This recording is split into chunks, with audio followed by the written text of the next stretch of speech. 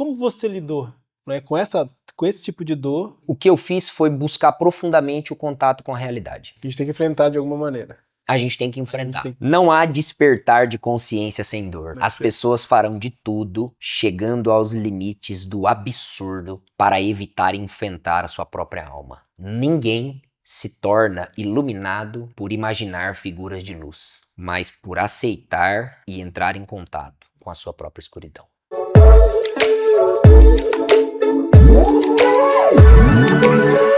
Você relatou há pouco da sua experiência aí com um parente, com um familiar, né, que revelou algumas feridas que você tinha e tal. Mas como você lidou, né, com esse tipo de dor, né? Antes, como é que você lidava e como é que você depois começou a lidar? Depois dessa experiência mais significativa que você viveu recentemente, né? Certo. Essa é uma pergunta muito boa, porque o que eu fiz foi buscar profundamente o contato com a realidade. Com a sua realidade e com a realidade ao redor. Com a realidade de uma maneira geral. A primeira estratégia nossa para fugir da dor é negar a realidade. Essa é a primeira estratégia que a gente usa. É uma estratégia quase que filogenética. Sim. Ela é intrínseca ao Sim. ser humano. Então a primeira coisa é a gente negar a realidade. Depois que a gente nega um percentual da realidade que a gente consegue, né? A segunda etapa é a gente criar as defesas para a realidade que sobrou e a gente não consegue esconder. A gente tem que enfrentar de alguma maneira. A gente tem que A enfrentar. gente tem que ter as Então armas. você tem aquela realidade que ela é um percentual que você pega ela e você fala, que o Freud chama isso de recalca, né?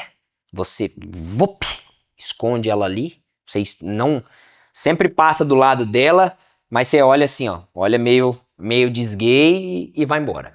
Mas existem pedaços da nossa realidade que ela tá posta. Tá posto. Tá posta. Por exemplo, Elefante na sala. a saúde, a dívida, Sim. os relacionamentos. Elas são realidades postas ali. E embora você consiga fragmentar um pedaço dessa realidade, por exemplo, vou dar um exemplo aqui para você, uma pessoa endividada. Ela nega a realidade dizendo assim, eu tenho dívidas porque eu fui mandado embora. Então é uma proposta dela de negar a realidade. Mas um percentual disso ela não consegue, que é o quê? Eu tenho dívidas. Essa realidade, você não consegue. Você conseguiu esconder uma, que é você foi mandado embora porque você só chegava atrasado no trabalho, porque você criava um ambiente extremamente aversivo, porque você não melhorou seu currículo estando na empresa. Essa realidade, você conseguiu um pedaço guardar. Que, na verdade, é o pedaço mais importante. Pra você transformar, né? Porque É você tem que ver isso, que o Freud chama de negação. negação. Que é quando você esconde a parte mais importante relacionada ao seu desenvolvimento. Uhum. Mas, Lissander, há uma realidade posta. Dívida. Essa realidade, dívida, você não vai conseguir alterar. Então, o jogo que eu fiz foi, eu preciso entrar em contato com o bloco geral da minha realidade. Então, o que eu fiz quando eu entrei em contato com essa dor? Eu fui em contato com mais dores. Eu abri a janela da realidade. Eu olhei e falei assim, isso aqui, se eu não tivesse essas feridas, não estaria me machucando tanto. Sinal que tem muito, muito, muito, muito mais coisas para mexer. E aí foi onde eu... Aí você foi em frente. Aí eu fui em frente. Fui em frente profundamente em contato com essa realidade. O que a maioria não faz. Ô, Lissander, quando uma pessoa tá com sintoma de... sintoma de que ela tá com... Vou dar um exemplo aqui, uma doença aqui chata. Ela tá com sintoma de AIDS. Chata, mais do que chata. Você pensa o seguinte, essa pessoa ela vai ter interesse em investigar ou ela vai olhar e vai dizer, cara, eu tô vivendo a vida, passa isso. O que os estudos mostram é que mais de 80% da população, mesmo estando com uma ideia clara a respeito de que tem uma doença séria, como no outro dia ela tá um pouquinho melhor, ela já abandona a investigação sobre aquilo ali. Por isso que elas estão usando analgésicos, né? Por isso que a Organização Mundial da Saúde diz que mais de 70% das doenças diagnosticadas já estão na sua fase que não tem mais cura. Porque aquele indivíduo ali já teve em contato com sinais de que ele não está bem, mas como ele tomou um analgésico, no outro dia ele estava bem, Então, quando eu entrei em contato com isso, eu comecei a me perguntar, por que que isso tá me esmagando tanto desse jeito? Você não teve medo de ser mais ainda esmagado? Eu Depois acho, que você foi em fundo? eu tive, só que na minha cabeça eu pensava o seguinte, se eu anestesiar isso aqui, na próxima vez, Vai vir isso aqui vai pior. me derrubar, isso. Porque é assim que uma ferida funciona, não é, É, Alessandra? Se você fica escondendo e não trata ela, ela vai piorando, ela vai piorando. Então, infeccionando. exatamente. Então, eu comecei a pensar, por que que isso aqui, cara, não era pra isso. Isso aqui era pra ser uma coisa simples. Era pra ser um detalhe na vida. Aham. Não era pra ser tão sério assim. Então, isso chamou a minha atenção. E o modo como eu fiz pra lidar com isso foi abrir todas as janelas. Essa é a grande verdade. E o que você encontrou era muito pior do que você pensava? Era muito pior do que eu pensava. É. Infinitamente pior do que eu pensava. Isso vai dar medo no leitor. Ou não, não é pra dar medo. Eu não sei o que que é pra dar. Eu sei que quando o leitor lê, ele vai descobrir que é infinitamente pior do que o que ele pensa. Porque você tá ali limpando um sofá, né? Faz um ano que aquele sofá tá naquele lugar ali. E você sempre vai ali, dá uma limpada boa. Às vezes você até pega um aspirador, assim, você tenta forçar um pouquinho. Até que um dia você cria coragem e você arranca o sofá do lugar. A sua frase vai ser, era bem pior do que o que eu Do que eu pensava. pensava. Era bem pior do que o que eu consigo ver. Então, sempre, Lissander, a nossa dor é pior do que o que a gente consegue ver. Sempre a nossa ferida é pior do que o que a gente consegue ver. Mas voltando, também é uma revelação, né? Também é uma revelação. Por pior que seja, mas é uma revelação. E como você falou, como a gente não sabe nada, a revelação é sempre um ponto muito positivo, né? Sabe por quê? Porque não há despertar de consciência sem dor. Não há despertar de consciência sem dor. Eu me lembro de uma vez que eu morava com a minha avó. E rapaz, o maior prazer que eu tinha na rua era brincar de chinelo. Eu tinha um prazer de brincar de chinelo, de descalço, perdão. Descalço. Descalço, eu gostava de brincar descalço. E uma vez eu brincando, fui pra dentro com os pés tudo. Corria no meio do mato, naquele Jardim Madrid ali, no sol nascente. Meu pé parecia um pé de carneiro. E eu corri aquele dia, eu lembro que eu brinquei, e à noite eu fui tomar banho, e aí eu cheguei em casa e a minha avó, vai tomar banho. Eu falei, vó, eu não quero tomar banho, vai tomar banho, não quero tomar banho, vai tomar banho, eu fui tomar banho. Quando eu entrei debaixo do chuveiro, que a água bateu no meu pé, eu senti uma dor tão, vou desculpa o termo, uma dor tão desgraçada que veio subindo assim na minha perna direita, que eu falei, meu Deus, o que que é isso? A hora que eu levantei assim, ó, embaixo do meu dedão, uma lapa, Lissander, de um corte. Você não tinha nem percebido. Mas sabe por quê que a gente É, não percebe? é. Porque a rotina da brincadeira, O sangue tava a quente, né? Que o pessoal rotina do diz. nosso dia a dia, a poeira de ficar brincando no meio da terra, esconde a ferida, Alessandro. O que faz a ferida que a gente tem aparecer é a dor. A dor é o alerta de que existem feridas para serem curadas. Se não, aquela ferida fica ali te machucandinho. Um funcionário que trabalha comigo, o Carlos, ele tá ali, tá filmando nós ali. Mais ou menos uns 60 dias atrás, ele tava na empresa trabalhando e começou a sentir uma dor na região abdominal e vai no banheiro e acha que vai vomitar e aí toma um remedinho. Como você tá, Carlos? Ah, melhorei. A dor passou? Não. Fui no médico? Não, não passou. Estranho isso e tal. Foi no médico, bateu uma tomografia, apendicite. Ah, eu já tive. 13 anos de idade. 13 anos, Quase morria. quase morreu. Veja só, o que é a bênção da estrutura Sim. neuropsicológica? A ferida tá ali. Você não vai conseguir. Quem que vai fazer um raio-x de apendicite? Eu vim ver como que tá a minha apêndice.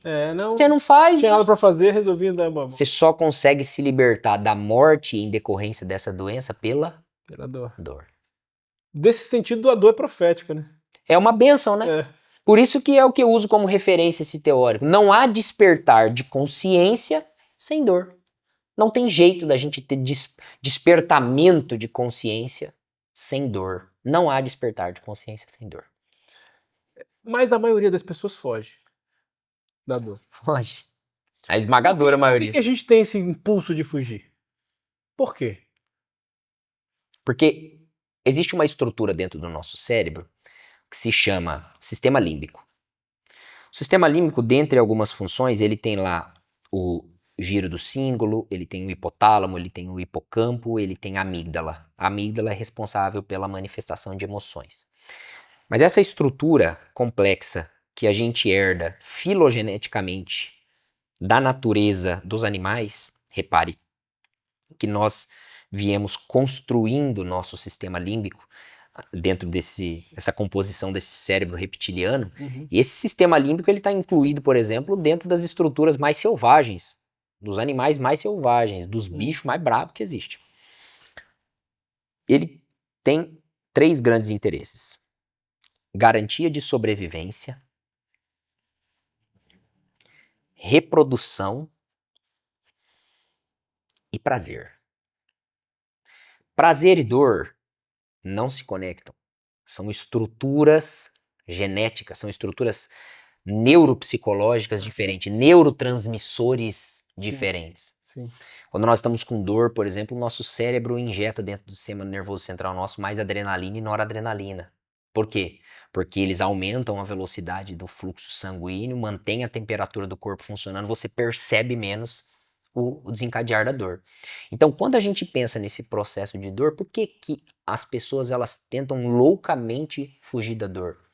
Porque a dor, ela é um antônimo da nossa necessidade mais primária, que é de tranquilidade, que é de paz, que é de segurança, de sossego. Tem um empresário bem famoso, que ele é do Brasil, mas é em nível mundial, que é o Flávio Augusto, que ele diz assim, ó, estabilidade não existe. E nós buscamos estabilidade o tempo todo. É mais um mito também, né? O quê? A estabilidade é mais um mito. É mais um mito. Igual o sucesso. Exatamente. Então, assim, por que nós fugimos tanto da dor? Porque isso é filogenético. Não é só uma questão emocional, não é só uma questão social, é uma questão filogenética. Por exemplo, Lissander, treinar, musculação na academia, causa dor ou não causa dor? Causa muita dor, muita dor. Agora, responda a mim, andar de cadeira de roda causa mais dor que treinar? É outro tipo de dor, né? Mas causa mais dor? Pense. Depende. Depende, né? Às vezes menos dor. É.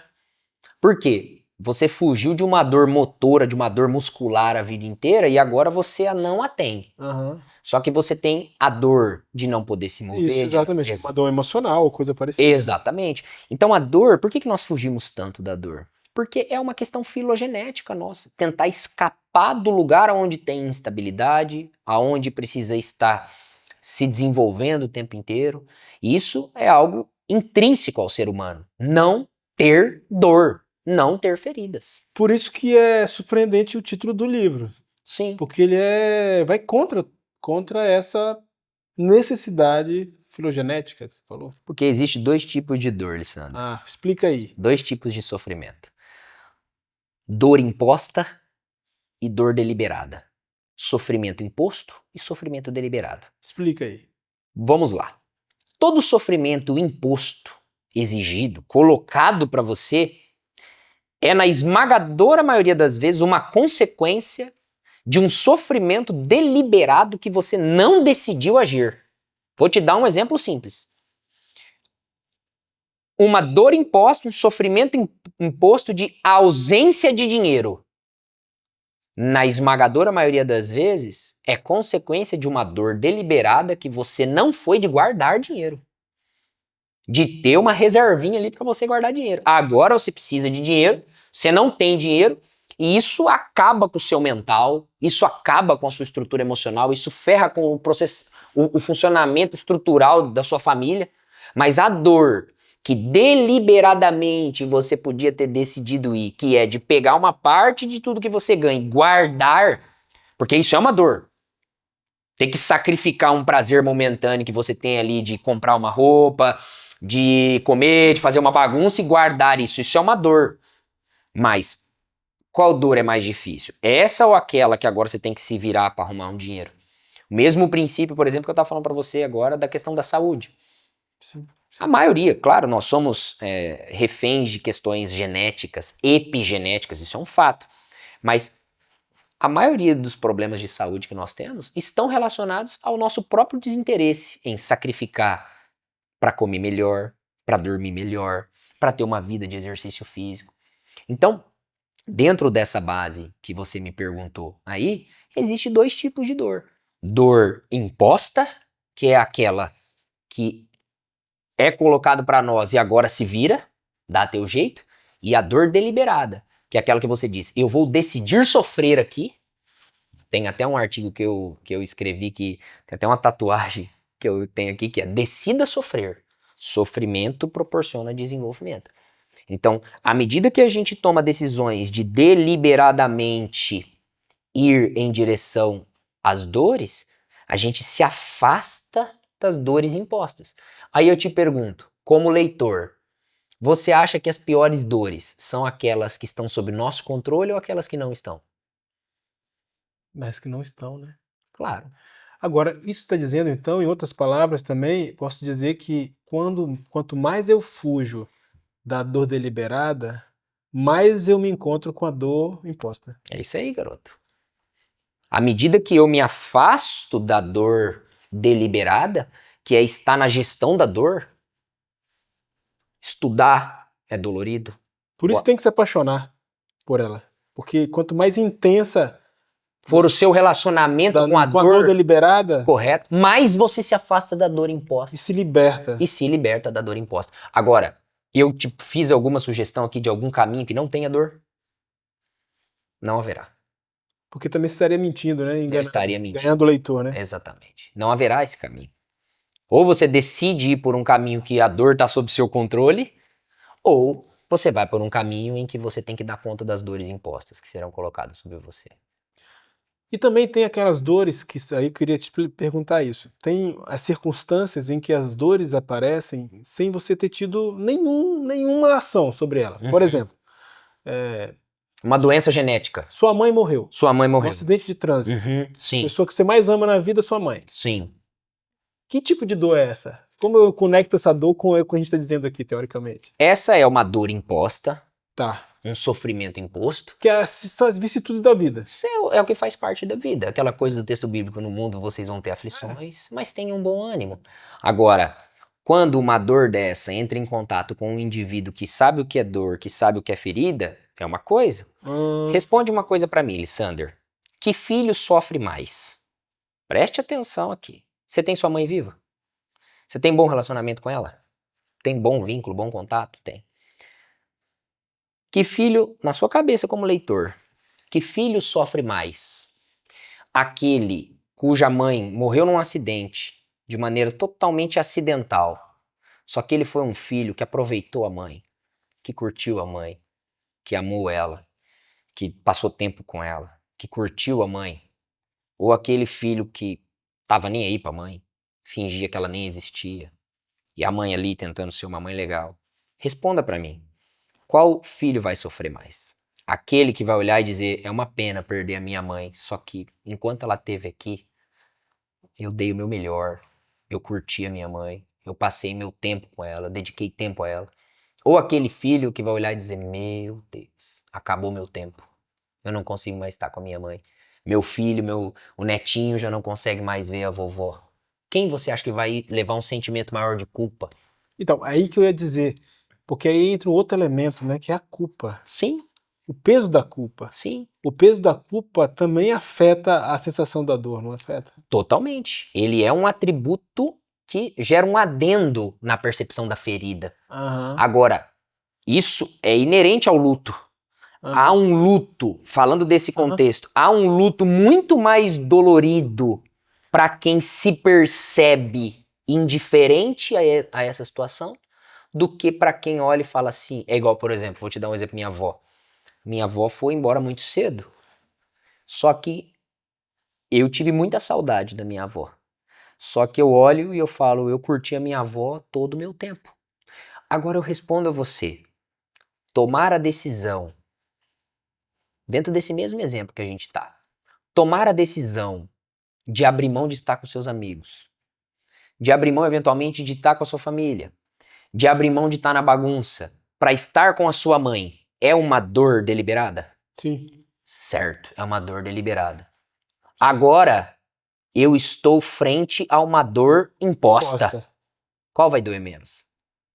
Porque se eu não tive um acesso deliberado de dor, de sacrificar um pouco de mim para me dedicar à minha mãe, a minha dor imposta vai ser muito maior. Sim, sem dúvida. Então, Porque dá uma sensação de desperdício do tempo também, não é? voltando à sua pergunta, Michel, e para esse indivíduo que ele vive uma dor imposta, que eventualmente não é consequência das suas próprias escolhas, como que ele vai fazer? Saiba que o background por trás do que chegou até aquele momento é o que vai fazer diferença no modo como ele vai lidar com a dor. Sim. Isso você pode ter certeza. Sim. Eu sempre comento com a Aline assim, ó, a avó dela acho que tem 84 anos, 86, alguma coisa assim. E a veinha cai no chão, cai do teto, pula de paraquedas, quebra, tem parafuso espalhado pra tudo que é lado, a japonesa e tal. E eu sempre falo pra Aline assim, ó, vai curtir a sua avó, porque a gente não sabe, eu acho que... E já faz uns 10 anos que eu tô falando isso. Só que eu sempre pergunto pra ela assim, teve uma situação que aconteceu recentemente da avó dela ficar bem ruim, e eu perguntei assim, você sente que você curtiu a sua avó pra caramba, assim? Ela, sim. Então, talvez ela vai precisar entrar em contato com uma dor imposta, mas as ações deliberadas dela, A prepararam pra tal. de deixar um final de semana, de sair, de bagunçar, pra se dedicar à avó, isso é uma dor deliberada, faz com que essa dor imposta seja um pouco mais leve. Então, o que eu tô querendo dizer, Lissander? Sempre tem um jeito de deixar a dor mais gerenciável. Sim. Sempre tem um jeito de deixar ela mais gerenciável. Sim.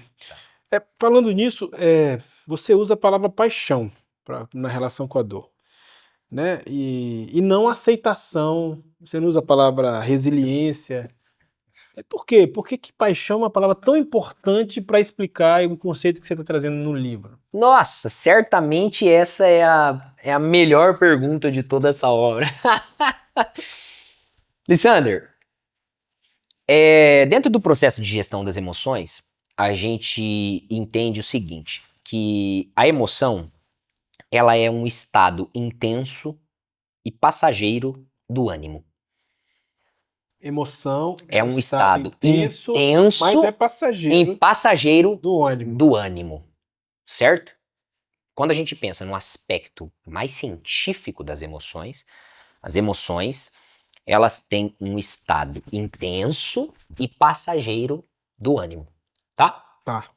Portanto, não dá para chamar emoção de sentimento, porque sentimento é um estado intenso e contínuo do ânimo. Todo sentimento é uma emoção organizada. É uma emoção do andar de cima. É uma emoção Mais madura? mais madura, mais manipulada. Todo sentimento. A emoção, ela é um estado intenso e passageiro do ânimo. E você sabe... Raiva, Exatamente. emoção. Não é isso que Ninguém acontece? fica o tempo todo. Não Não é saudável ficar o tempo todo com raiva. Não tem jeito. Não há estrutura física pra aguentar a raiva, os nervos, não tem jeito. Não é isso que o cara vai lá e mata e depois ele fala, cara, eu tô totalmente arrependido. Você sabe qual é a emoção mais intensa e longeva, mas também passageira do ânimo? Paixão? A paixão. A paixão, os estudos mostram que a paixão tem uma durabilidade, falando em números mesmo, entre 1 ano e meio, 2 anos e meio, 1 ano, 2, a paixão. Então ela é um estado intenso, um pouquinho mais longo, mais passageiro do ânimo. Já o amor é um estado intenso e longevo do ânimo. A gente deixa de amar também, só que às vezes você leva 30 anos para deixar de amar. E às vezes você leva 6 meses para desapaixonar. E por que eu proponho a ideia de paixão? Porque eu E quero... não de amor. E não de amor. Porque eu quero que você tenha uma relação intensa, mas passageira do Com a dor. relacionamento com a sua dor. Ou seja, não é para você se acostumar Não é com a para dor. você estabelecer vínculo Vínculo. com aquela dor. Pela dor. Aquela dor. Aham. Estar em contato com a dor é a nossa vida. A vida toda. Você só vai trocar o lugar onde você aloca a sua paixão. Então você percebeu que aquela dor aquela ferida está te causando uma dor forte? Se apaixone por ela. Dedique, porque na paixão, você já foi apaixonado, Lissander? Já foi, né? Sim. E eu também. Na paixão, o alvo da nossa paixão tem toda a nossa atenção, tem todo o nosso afeto, Sim. tem toda a nossa energia, Sim. tem todo o nosso interesse. Nós modelamos tudo em torno do alvo da paixão. Isso pode ser um carro, pode ser um emprego, pode ser um relacionamento, pode ser uma bicicleta, pode ser com um amigo. Quando algo se torna alvo da nossa paixão, aquilo ali exerce papel preponderante no nosso foco. É um hiperfoco naquilo ali. Então, quando eu convido você a se apaixonar pela dor, identifique as suas dores e se apaixone por elas. Mas não se apegue a elas. Eu fui um apaixonado pela dor de ser um filho abandonado pelo pai. Eu me apaixonei por Olha isso. só. Eu me apaixonei em querer saber o que eu tinha feito de errado. Eu me apaixonei por essa sensação de ser um filho abandonado pelo pai. E eu fui profundamente nisso. E depois que eu entendi essa dor, que eu limpei essa ferida, falei tchau. Então, você está dizendo que há um limiar, um limite entre você se relacionar com a dor de forma propositiva e se prender à dor. Porque E se ser você, refém da dor. porque se você se torna refém da dor, você nunca cura a ferida. Você meio que começa a depender dela, né? Depende dela. Você Pra se você torna um encontrar corpo, sentido, né? um corpo de dor. Então, você agora é produto da dor. É. Você é produto da dor. E quando você é produto da dor, tem uma característica terrível em uma pessoa que ela é produto da dor, Alexander. Sabe o que ela é? Ah. Carente de salvação.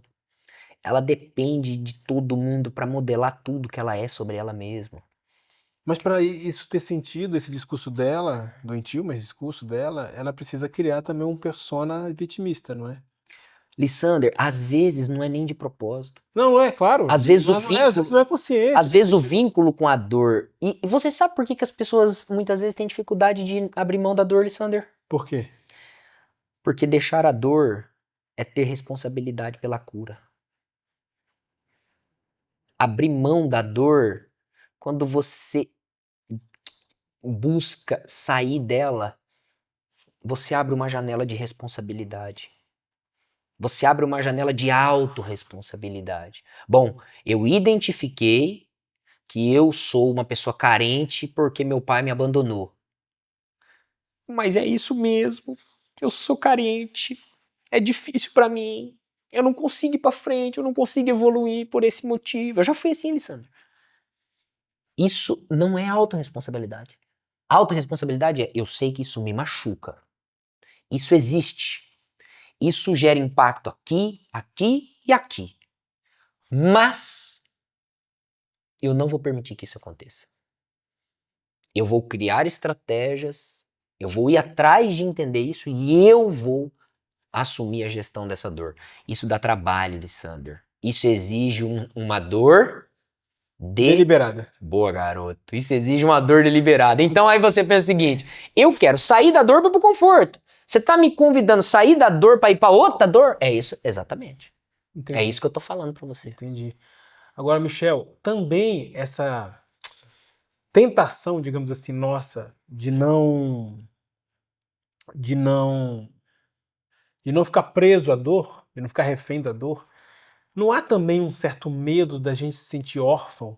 Porque ela se torna tão importante pra gente que a gente começa a achar que a gente vai ficar sozinho. Porque se eu não tenho uma dor, eu não tenho como explicar, né? A minha carência, enfim, as coisas que eu tô... Ô, Lissander, você estava falando alguns minutos atrás daquela ideia que você falou, deu o exemplo lá da amiga da sua esposa, que ela encontrou um ponto de equilíbrio onde meio que tá todo mundo ali, Aham. e a gente tem outros dois extremos. Sim. Lá nesse extremo de gestão da dor, tem bem menos gente.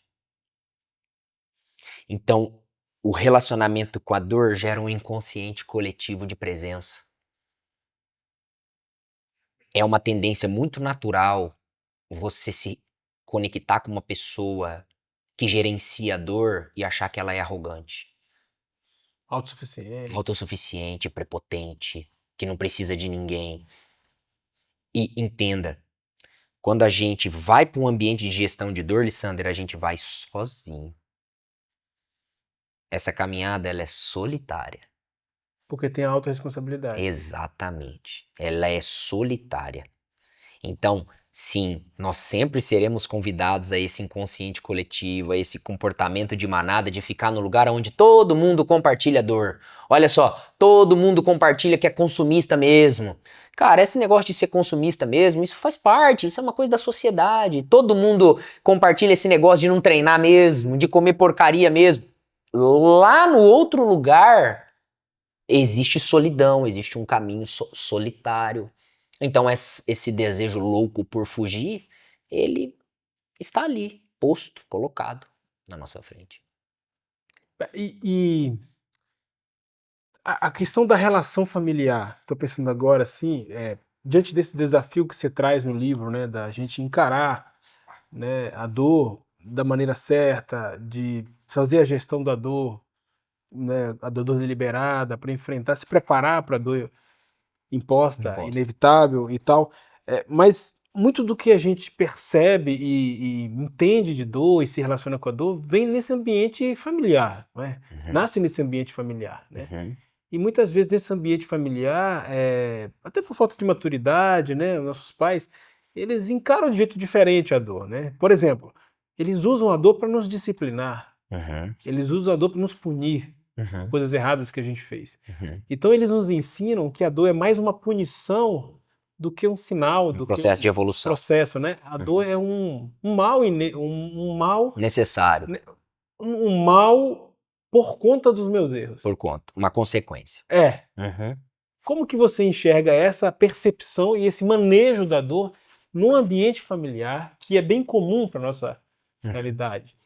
E Sander, essa pergunta é incrível, porque dentro do ambiente familiar, nós precisamos modelar os nossos filhos sobre a necessidade de aceitar a presença da dor, mas não ser os agentes iniciais das maiores feridas. Isso aí é interessante você explicar mais. Entenda bem. Hoje eu conversava com uma pessoa e a gente estava, um pouquinho antes de vir para cá, a gente estava falando sobre como que o pai desse amigo meu foi um incentivador muito silencioso durante o período de infância dele. E que agora, mesmo que as pessoas incentivem ele, mesmo que as pessoas falem que ele é bom em alguma coisa, aquilo bate no ouvido dele, entra por um ouvido e sai pelo outro, é como se ele não ligasse. Eu disse pra ele assim, é porque funciona mais ou menos assim, ó. Quando você é criança, você nasce, você tem um pote de 1.000 litros de necessidades. Uhum. Você tem um pote de 1.000 litros de necessidades. Sim. Até você chegar nos seus 9, 12 anos de idade, 999 litros desse pote de necessidades emocionais, de afeto, de vínculo, sejam elas quais forem, elas vão ser preenchidas no seu seio familiar, pelos seus pais. 999 litros. Eu poderia explicar isso aqui cientificamente, mas isso vai estar no livro, tá, Alexander? É isso. Então vou deixar mais legal aqui pra gente entender. Dos seus 12 anos, 13 anos, até o dia que você morre, tudo que você vai receber é para preencher 1 litro. Todos os outros 999 você recebeu dos seus pais. Então, entenda. Quando uma filha, um filho ouve de um pai, você é inteligente, é como se esse pai chegasse com 1.000 litros dentro desse pote e fizesse assim, ó, jogasse 100 litros dentro desse pote de 1.000 litros. E ele olha para o seu filho, para sua filha e fala: como você é lindo, como você é incrível. Mais 100 litros. Joga mais 100 litros. E quando ele chega lá com 9, 12 anos de idade, ele tá com 999 litros cheio. E aí chega um namoradinho e diz assim: tem 999 litros, hein? Falta 1 litro só pra transbordar, pra ser maravilhoso. Aí chega um namoradinho e fala assim: ó, você é linda. Minha filha chama Laís, né? Você fala: nossa, Laís, como você é linda. Faz assim, ó. Tim. Um pinguinho de 1 ml. Só que ela não vai sentir carência de sentir-se linda. Porque no tempo em que ela precisou de muita coisa, ela recebeu. E para além disso, o seio familiar, ele não só tem função de conceber as percepções primárias do indivíduo sobre ele mesmo, mas também de não ferir as noções primárias de percepção sobre si mesmo. O que eu estou querendo dizer dentro desse mesmo pote de 1000 litros? Existem pais que não só não enchem, como fura. Como fura. Vaza, né? Então você não dizer para o seu filho assim, como você é inteligente, já é terrível, porque ficou faltando os 100 litros. Agora chegar e dizer para ele, como você é burro, você não só colocou os 100 litros, como você fez uma rachadura nesse pote de 1000 litros. Então amanhã, quando alguém chegar e dizer, você é inteligente, e aí chega outro e fala, você é inteligente. O que eu tô querendo dizer, voltando na sua pergunta, Alessandro? Tem um capítulo nesse livro que vai chamar assim, ó, não se esqueça da criança. Uhum. Não se esqueça da criança. Uhum. O que eu tô querendo dizer? É que, além de nós percebermos que tanto de líquido estava dentro do nosso pote, a gente precisa buscar quantas rachaduras foram feitas no nosso pote. E hoje eu conversava com esse rapaz, e aí ele falou pra mim assim, tá, o que eu faço então? Porque esse pote não tem mais jeito de ninguém encher. Aí eu disse pra ele assim, ó, tem que arrumar outro pote. Pode? Pode. Você tem que arrumar outro pote. Um pote menor. Um pote que realmente alguém possa preencher. E aí você se vira pra lidar com aqueles lá, porque essa é a sua vida. São as suas dores. Sim. Agora, ir atrás de outro pote é uma dor imposta ou deliberada? Ir atrás de outro pote é uma dor deliberada. Você buscar novas formas de se perceber. Então, Michel, que tanto que o seio familiar tem preponderância, impacto, tanto no volume das feridas, naturalmente no tamanho das dores, bem como na habilidade ou não de gerenciar as suas dores, Lissander. Chega a ser assustador dizer pra você que eu vou falar quase 100%. E de um modo geral, os nossos pais fizeram pra gente melhor do que o que fizeram pra eles. Sim. Esse é o primeiro passo pra gente conseguir entrar em contato com reconectar com eles. As dores, né? Então, é muito importante. Michel, agora, inevitavelmente, essa sua fala, essa sua reflexão mais recente, nos coloca também no contexto de casamento. Né? Primeiro, decidir casar. Né? Segundo, com quem casar. Terceiro, como vai ser para sustentar isso. Né? Então, esses potes emocionais, né? Eu fico pensando, quais os erros que a gente comete? Por que tantos casamentos acabam... Porque tem 2 jeitos da gente encontrar uma pessoa para esses potes. Uma que a gente acha que vai ser capaz de ter todas as colas para travar todos aqueles buracos que tem e encher até onde a gente precisa. Esse tá ferrado de bala. E o outro, que é você chega com o seu pote arrumadinho, certinho, bonitinho, e diz pra pessoa assim, ó, vamos ter o nosso próprio pote. E por que os casamentos dão muito errado? Pela primeira opção. Todas as vezes que você vai buscar uma esposa, todas as vezes que você vai buscar um marido, alguém pra você se relacionar, você olha e fala assim, bem, eu tenho a ferida. Vou dar um exemplo, tá? Da rejeição Eu tenho a ferida do consumismo, eu tenho a ferida do abandono, eu tenho a ferida do silêncio. Essa pessoa me acha maravilhosa, essa pessoa conversa bastante, essa pessoa é incrível, ela tem a capacidade de colocar adesivo em todas as minhas rachaduras. Eu tenho que casar com ela. Vai dar errado. Porque você tá idealizando também, passando a responsabilidade pra ela. Essa pessoa pode até ter, Lissander, curativos para esses buracos. Mas eles não são fortes o suficiente, porque a pressão daquilo ali é maior do que aquela pessoa pode te dar. Então, as relações, elas não acabam. Claro, existem exceções, isso é um fato, mas Claro. na esmagadora maioria das vezes, as relações, elas acabam porque a gente dá para o nosso parceiro um boleto para ele pagar enorme, que não é dele, Que não é dele. e a única coisa que ele consegue pagar é o juro.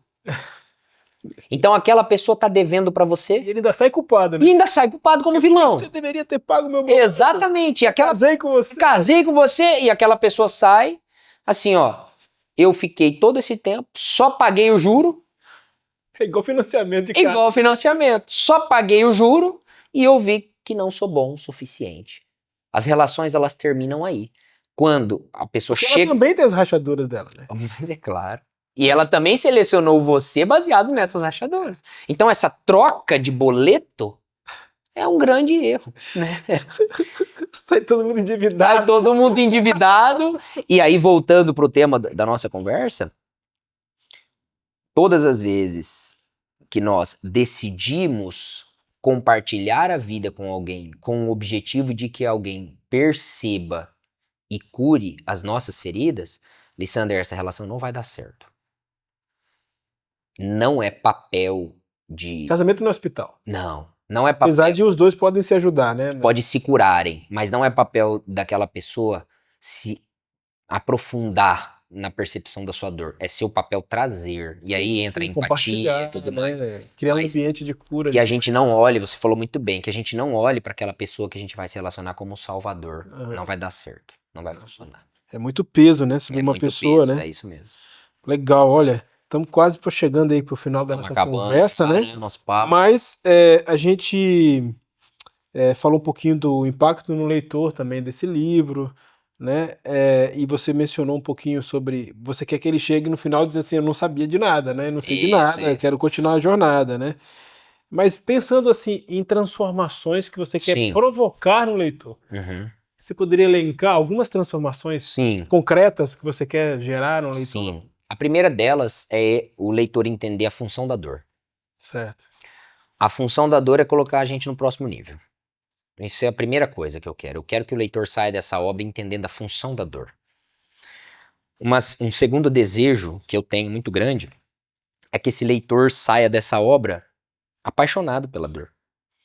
Apaixonado porque ele está diante de uma oportunidade de abrir novas janelas. Certo. Eu quero que esse leitor saia dessa obra apaixonado pela dor. Uhum. E também curado de algumas. Sim. E também que ele possa sair com algumas limpas, algumas curadas. Que ele quer? possa deixar algumas dores impostas e entrar em contato com algumas deliberadas. Exatamente. Legal. E se ele pudesse levar uma única ideia do livro, assim, a ideia que você quer que ele leve com ele na jornada dele, qual seria? Eu nascerei, crescerei, viverei e morrerei com dor. Isso não é uma notícia ruim. Não é uma notícia ruim. Esse é um contato com a realidade. A dor é inerente a mim e eu sou inerente à dor.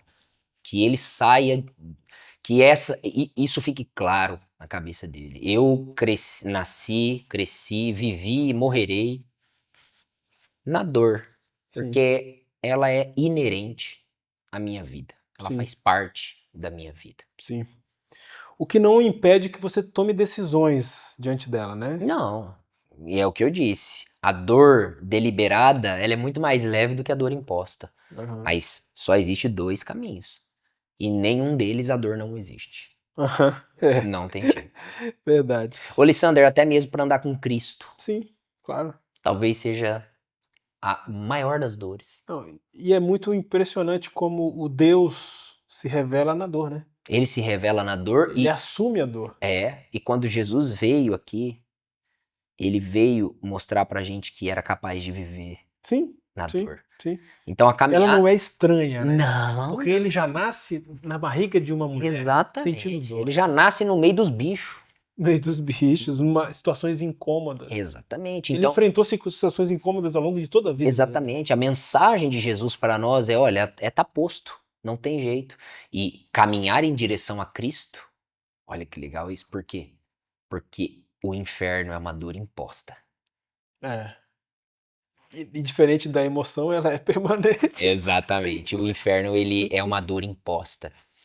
Consequência das nossas não tomadas de decisões por dores deliberadas antes aqui na Terra. Sim. Então, tá muito Sim. dentro de tudo que a gente Tá conversando. totalmente, totalmente. É. Agora, Michel, a gente inclusive já conversou um pouco sobre o índice, né? Conversamos, falamos um pouco sobre esse índice. para ver como que a gente tá animado, né, gente?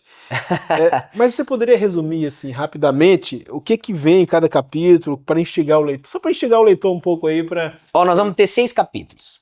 Boa. Primeiro capítulo, a gente vai trazer um monte de insights, um monte de análises, um monte de percepções, um contato muito forte com o que acontece na nossa rotina, no nosso dia a dia, né? Então esse convite é um aprofundamento ali. A partir da realidade. É, uma percepção da realidade. Depois no capítulo 2 eu começo a trazer o leitor a entender a lógica da dor, científica, biológica, neuropsicológica, As dimensões que a dor tem. Depois eu já convido ele a revisitar a sua infância, né? Revisite lá, agora que você entendeu um pouco desse conceito, revisite lá um pouco a sua infância, vai lá ver o que foi que aconteceu. Depois eu trago ele para o leitor para refletir um pouco sobre os tipos de dores, né? As que estão mais presentes ali. Né? E depois eu chamo esse leitor então para uma análise gentil, mais honesta sobre o que ele precisa melhorar, sobre quais momentos de dores, o que ele está deixando ser mais imposto, o que ele está deixando de ser deliberado. Então é um passeio, é um caminho ali. E ao longo do livro todo também, né, você está trabalhando uma abordagem propositiva. Propositivo. Né? Você não está só analisando, você também está propondo uma jornada. Uma jornada. Com ele, né? Uma jornada de relacionamento. Que vai pra frente, vai seguir. Isso, vambora. Né? Vamos sair daqui. Vamos entender, vamos perceber, mas vamos sair daqui. Vamos pra frente. Então é esse convite a uma noção geral, uma percepção da lógica da dor, e aí uma visitação ao passado, e aí a gente vem trazendo, subindo e caminhando, até que a gente chega num ponto que a gente fala, bom, agora eu vou seguir esse caminho dessa dor deliberada aqui, porque vai me gerar consequências melhores. Sim. E o que não significa, gente, que após ela terminar de ler o livro, você não possa ler um outro livro do Michel ainda. É verdade. Tem coisas boas aí, tem novos projetos. Isso mesmo. Para terminar agora, Michel. Legal. Uma frase ou um pensamento que seja para você uma referência na construção dos seus pensamentos, porque esse é só uma das obras, né? Tem muito mais coisa aí pra frente. Não há despertar de consciência sem dor. Essa podia ser essa frase mesmo, né? As pessoas farão de tudo, chegando aos limites do absurdo, para evitar enfrentar a sua própria alma. Ninguém se torna iluminado por imaginar figuras de luz, mas por aceitar e entrar em contato com a sua própria escuridão. Para mim, essa é a maior modelação de pensamento que existe a respeito do relacionamento e da paixão pela dor. Esse cara fez diferença, né? Muita diferença. O Jung... O leitor que não conhece ele... o livro também vai ajudar ele. Vai trazer um pouco sobre ele, vai trazer um pouco sobre essas análises, mas ele foi esse autor que fez esse convite. Que ele chegou lá e olhou e falou, naquilo que a gente conversou lá no começo, nossa, tá todo mundo aqui, ó. Todo mundo aqui só vivendo. O pessoal não quer sair fora disso aqui. E a minha proposta com esse livro é convidar você a sair fora disso aí. É falar pra você, vem pra cá. Sai daí. Ah, mas aí tem menos gente, é mais difícil, é mais sozinho. É, mas aqui é diferente, vem aqui. O que você quer tá aqui nesse caminho. Não tá aí nesse caminho. O que você quer tá aqui. E pra mim isso, não existe despertar de consciência sem dor.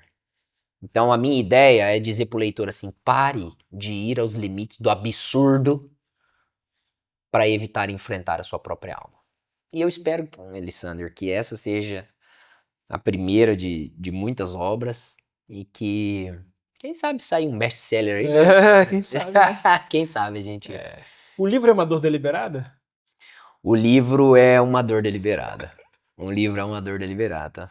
É uma ótima pergunta essa. Ele é uma dor deliberada que descreve dores impostas e consequências de dores impostas. Então eu trago para o meu leitor o seguinte, deixa eu dizer para você o que acontece quando você deliberadamente não vai em direção à dor. E eu vou te falar porque eu fui refém Porque disso. foi refém disso. É isso. E enfrentei. E enfrentei. Muito bom, Michel. Obrigado. Obrigado. Pela conversa, valeu a Bora. pena, né? E a gente se encontra aí, né? Logo Isso tem aí. mais coisa aí. Valeu, Valeu, gente. Deus Tchau. abençoe. Tchau, tchau.